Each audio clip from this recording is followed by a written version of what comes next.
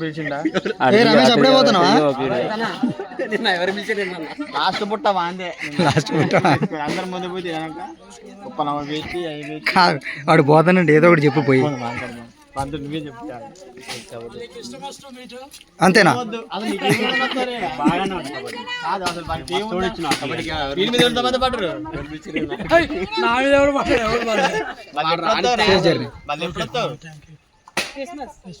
ఏముందని వస్తావురా? ఏం చెప్తావు?